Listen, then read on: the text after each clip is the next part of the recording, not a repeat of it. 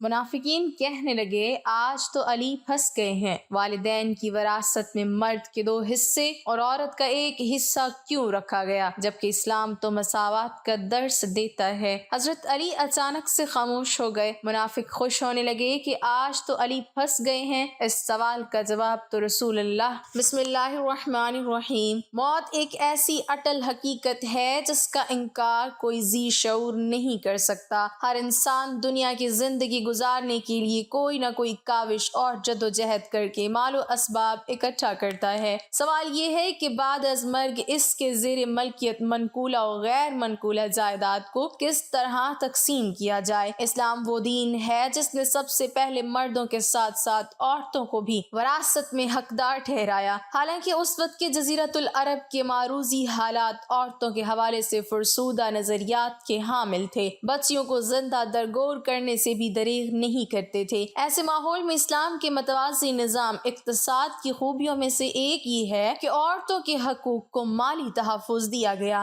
اسلام نے عورت کو ماں، بہن، بیٹی اور بیوی کے طور پر وہ مثالی حقوق عطا کیے جن کی مثال کسی تہذیب و مذہب میں نہیں، لیکن بدقسمتی سے ہمارے معاشروں میں ہماری بہن بیٹی عملاً ان حقوق سے محروم ہے جن کا بیان قرآن کی آیات اور نبی اکرم صلی اللہ علیہ وسلم کے ارشادات میں موجود ہے۔ اسلام عورت کو وراثت کا حقدار بتاتا ہے جبکہ معاشرہ جبر کر کے ان کے حقوق کو سلب کر رہا ہے۔ آج کے ترقی یافتہ دور میں بھی خواتین کی اکثریت کو ان کے حقوق کے مطابق وراثت میں حصہ نہیں ملتا۔ وہ لوگ جو بے خیالی میں یا جان بوجھ کر عورت کو حق کے وراثت سے محروم کر کے حرام مال کی جانب جا رہے ہیں، انہیں اس گناہ سے بچنا چاہیے۔ دور جاہلیت میں اہل عرب مختلف قبیلوں اور طبقوں میں بٹے ہوئے تھے۔ وراثت میں ان کے ہاں چھوٹے بچوں اور عورتوں کا کوئی حصہ نہ تھا۔ حضور اکرم صلی اللہ علیہ وسلم کی بعثت سے جہاں شرک و کفر کا خاتمہ ہوا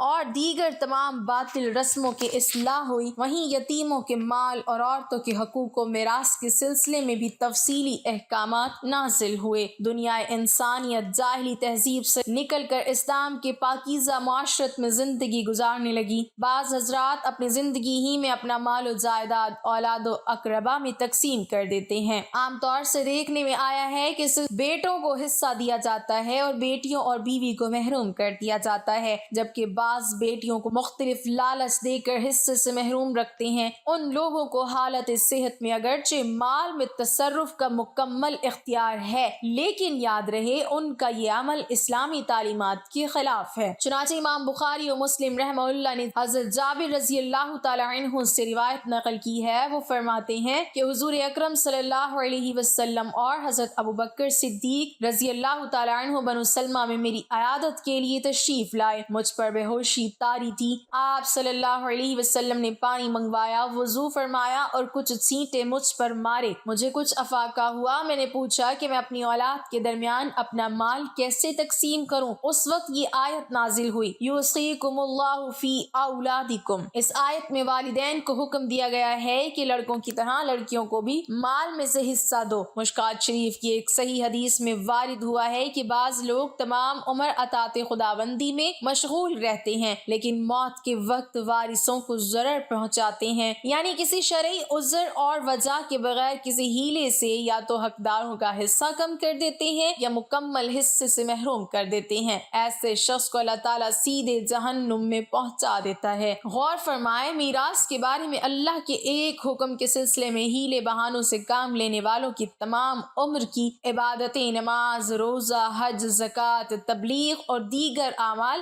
ضائع ہونے کا قوی اندیشہ ہوتا ہے، بلکہ ایسے شخص کے بارے میں جہنم کی سخت وعید بھی وارد ہوئی ہے۔ سنن سعید بن منصور کی روایت میں حضور صلی اللہ علیہ وسلم کا ارشاد گرامی ان الفاظ میں مروی ہے، من قطع میراثا فرض اللہ قطع اللہ میراثہ من الجنہ، یعنی جو شخص اپنے مال میں سے اللہ تعالیٰ کی طرف سے مقرر کردہ میراث کو ختم کر دیتا ہے، اللہ تعالیٰ جنت سے اس کی میراث ختم فرما دیتا ہے۔ اللہ تعالیٰ کے اس ارشاد پر غور فرمائے، للذکر مثل حظ الانثیین، یعنی لڑکے کو 2 لڑکیوں کے برابر حصہ ملے گا۔ اللہ تبارک و تعالیٰ نے للانثیین مثل حظ الذکر نہیں فرمایا کہ 2 لڑکیوں کو 1 لڑکے جتنا حصہ ملے گا۔ علامہ آلوسی رحمۃ اللہ علیہ نے روح المعانی میں لکھا لکھا ہے کہ اللہ تعالیٰ نے للذکر مثل حظ الانثیین فرمایا، اس کی وجہ یہ ہے اہل عرب صرف لڑکوں کو حصہ دیا کرتے تھے، لڑکیوں کو نہیں دیتے تھے۔ ان کی اس عادت سیاہ پر رد اور لڑکیوں کے معاملے میں اہتمام کے لیے فرمایا کہ لڑکے کو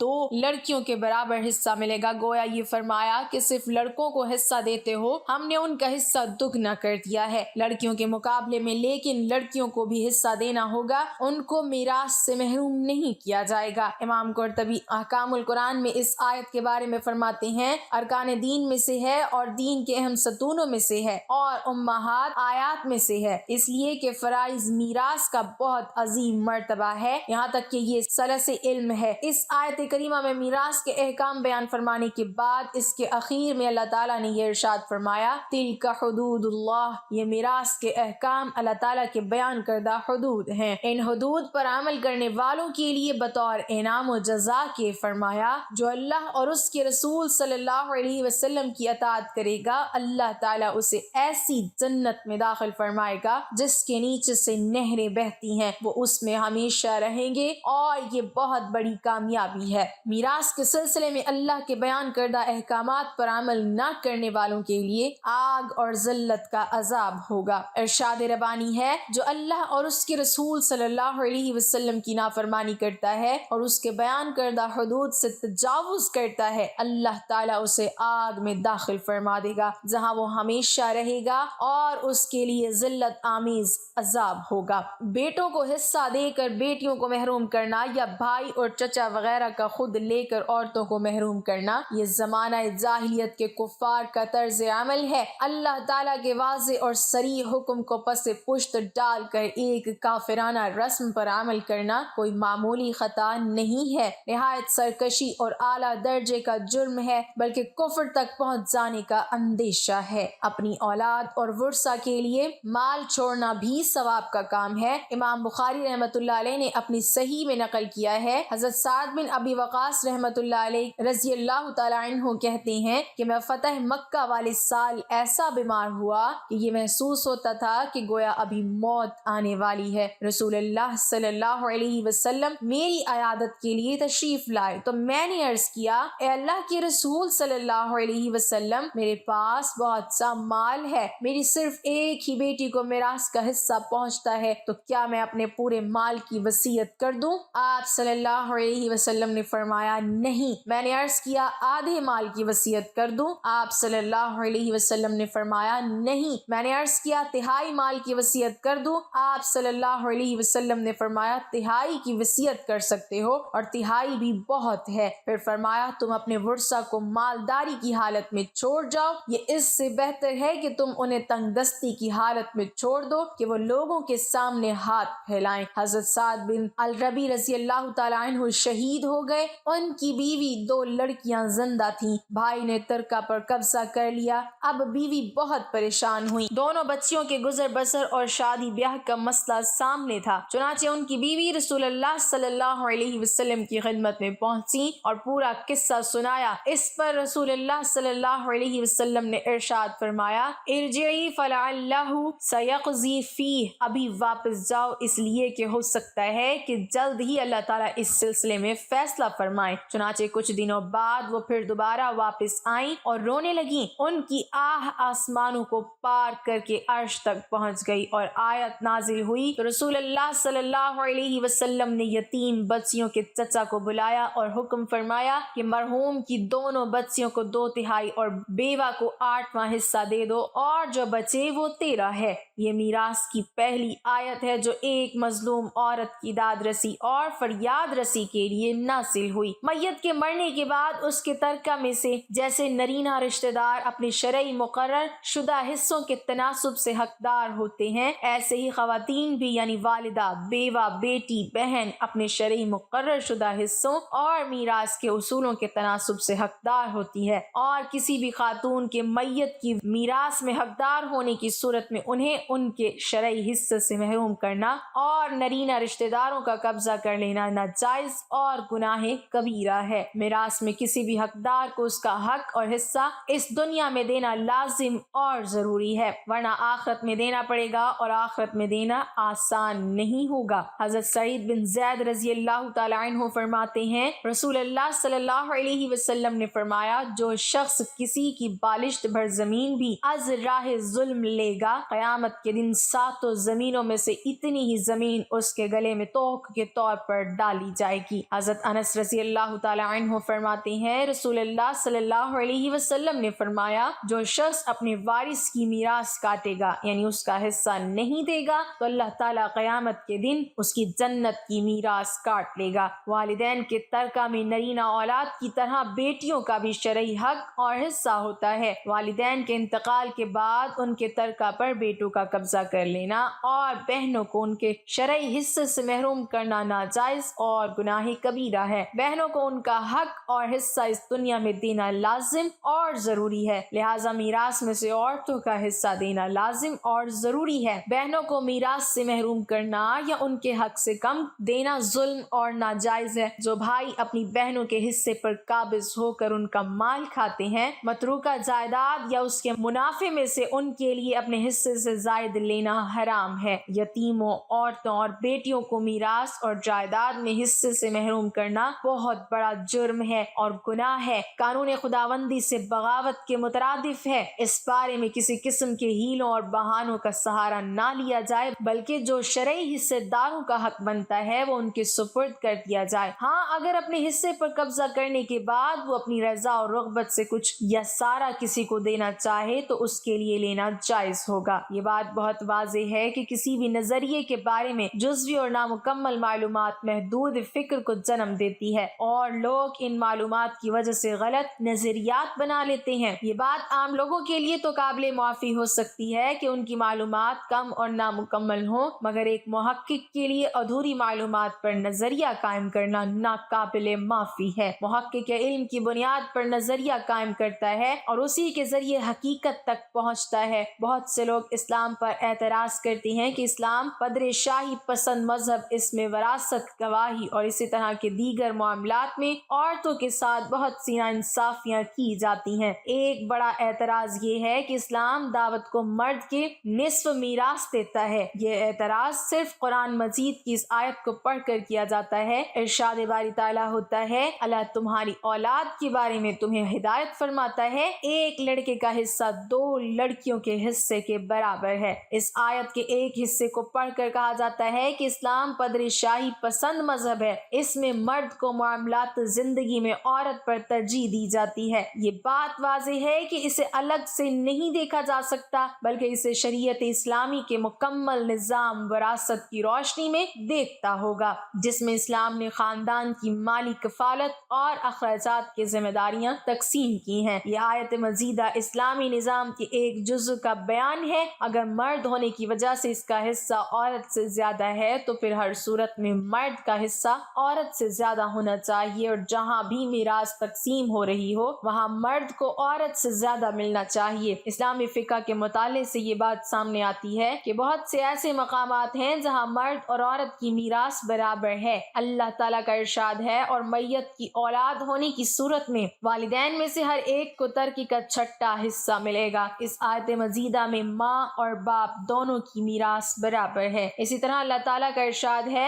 اور اگر کوئی مرد یا عورت بے اولاد ہو اور والدین بھی زندہ نہ ہو اور اس کا ایک بھائی یا ایک بہن ہو تو بھائی اور بہن میں سے ہر ایک کو چھٹا حصہ ملے گا۔ پس اگر بہن بھائی ایک سے زیادہ ہوں تو سب 1/3 حصے میں شریک ہوں گے۔ اس آیت مزیدہ میں بھائی اور بہن کو برابر میراث ملنے کی بات ہے۔ میراث کی تقسیم میں بعض اوقات یہ صورتحال بھی نظر آتی ہے کہ عورت کا حصہ مرد سے زیادہ ہو جاتا ہے۔ اللہ تعالیٰ ارشاد فرماتا ہے، اللہ تمہاری اولاد کے بارے میں تمہیں ہدایت فرماتا ہے، ایک لڑکے کا حصہ 2 لڑکیوں کے حصے کے برابر ہے۔ پس اگر لڑکیاں 2 سے زائد ہوں تو ترکے کا 2/3 ان کا حق ہے، اور اگر صرف ایک لڑکی ہے تو نصف ترکہ اس کا ہے، اور میت کی اولاد ہونے کی صورت میں والدین میں سے ہر ایک کو ترکے کا چھٹا حصہ ملے گا۔ اس آیت مزیدہ میں بیٹی کا حصہ باپ سے زیادہ ہے، وہ مقامات جہاں پر عورت کا حصہ مرد سے زیادہ ہوتا ہے، اگر عورت مر جائے اور اس کے وارث ایک بیٹی اور شوہر ہو تو اس صورت میں شوہر کو چوتھا حصہ ملے گا اور باقی ساری میراث بیٹی کو مل جائے گی۔ یہاں پر میراث کی تقسیم میں کچھ ایسی صورتیں بھی ہیں جہاں مرد کو سرے سے کچھ بھی نہیں ملتا اور ساری میراث عورت کو مل جاتی ہے۔ اگر باپ فوت ہو جائے اور اس کے لیے ایک بھائی اور ایک بیٹی ہو تو اس صورت میں ساری جائیداد بیٹی کو ملتی ہے، بھائی کو کچھ نہیں ملتا۔ اس کی وجہ یہ ہے کہ بیٹی پہلے طبقے کی وارث ہے اور بھائی دوسرے طبقے کا وارث ہے۔ پہلے طبقے کے وارث کی موجودگی میں دوسرے طبقے کے وارث کو کچھ نہیں ملتا۔ ایک دفعہ حضرت سیدنا مولا علی رضی اللہ تعالی عنہ کوفہ کی مسجد میں بیٹھے تھے کہ ایک بندہ حضرت علی کی بارگاہ میں پیش ہوا۔ اس بندے نے کہا، اے علی، میں ملک شام سے آیا ہوں، میرے ذہن میں بہت سے سوالات ہیں، آج مجھے علم ہوا کہ آپ یہاں موجود ہیں، میں ان سوالات کے درست جوابات کے لیے آپ کے پاس آیا ہوں۔ حضرت سیدنا علی نے فرمایا، پوچھو، کیا پوچھنا چاہتے ہو؟ اس شخص نے بڑے احترام سے کہا، اے مولا علی، مجھے یہ بتائیں کہ اللہ کے پیغمبر حضرت نوح علیہ السلام کا اصل نام کیا تھا؟ جو کشتی حضرت نوح علیہ السلام نے تیار کی اس کی لمبائی، چوڑائی، اونچائی کیا تھی؟ حضرت سیدنا علی نے فرمایا، اے اللہ کے بندے، حضرت نوح کا اصل نام سکن تھا۔ حضرت نوح علیہ السلام کو نوح اس لیے کہا جاتا تھا کہ انہوں نے 900 سال تک اپنی قوم کے لیے آنسو بہائے۔ حضرت نوح کی کشتی کی لمبائی 800 ہاتھ، چوڑائی 500 ہاتھ اور زمین سے اس کی اونچائی 80 ہاتھ تھی۔ اس بندے نے پوچھا، اے علی، اللہ نے سب سے پہلے کس کو پیدا کیا؟ مولا علی نے فرمایا، اللہ نے سب سے پہلے نور کو پیدا کیا۔ بندے نے پوچھا، شیر خدا، جب اللہ نے حضرت آدم اور اماں حوا کو جنت سے نکالا تو وہ کتنے سال تک روتے رہے؟ حضرت سیدنا علی نے جواب دیا، جب اللہ نے حضرت آدم کو جنت سے نکالا تو حضرت آدم علیہ السلام 100 سال تک رو رو کر اللہ سے اپنی غلطی کی معافی مانگتے رہے۔ اس بندے نے سوال کیا، اے علی، والدین کی وراثت میں مرد کے 2 حصے اور عورتوں کا ایک حصہ کیوں رکھا گیا ہے جبکہ دین اسلام مساوات کا حکم دیتا ہے؟ حضرت علی نے جواب دیا کہ جب جنت سے گندم کے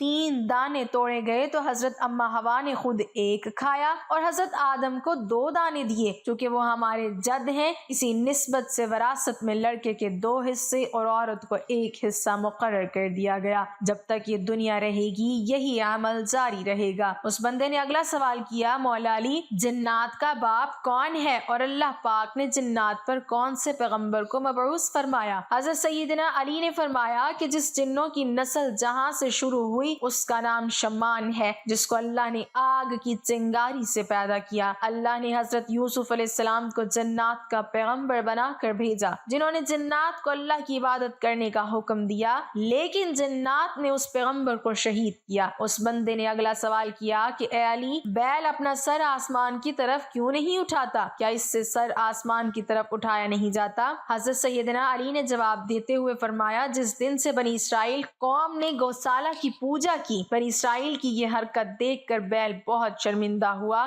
جس وجہ سے بیل کبھی بھی اپنا سر آسمان کی طرف نہیں اٹھانا پسند کرتا۔ گوسالہ ایک سنہری رنگ کا بیل تھا جس کو سامری جادوگر نے حضرت موسیٰ علیہ السلام کے دور میں اپنے جادو سے بولنے کی طاقت دی، اور حضرت موسیٰ علیہ السلام کی غیر موجودگی میں سامری جادوگر نے بنی اسرائیل کے لوگوں سے اس کی پوجا شروع کروا دی۔ مسجد میں بیٹھے سبھی لوگ حضرت سیدنا علی کی قابلیت پر خوش ہو رہے تھے۔ سوال کرنے والے نے اگلا سوال کیا کہ مد و جزر کیا ہے؟ حضرت علی نے اس کے سوال کا جواب دیتے ہوئے فرمایا، سمندروں پر ایک فرشتے کی ڈیوٹی ہے، جب وہ سمندر میں اپنا پاؤں ڈالتا ہے تو مد پیدا ہوتا ہے، جو وہ فرشتہ سمندر کے پانی سے اپنا پاؤں نکالتا ہے تو جزر پیدا ہوتا ہے۔ سمندر کے پانی کو خدا کی قدرت سے کم یا زیادہ ہونے کو مد و جزر کہتے ہیں۔ اس بندے نے سوال کیا، یا علی، اللہ نے آسمان، زمین اور پہاڑوں کو کس چیز سے پیدا کیا؟ حضرت سیدنا علی نے بڑے خوبصورت طریقے سے سب کو بتاتے ہوئے سمجھایا، اللہ نے آسمان کو پانی کے بخارات سے،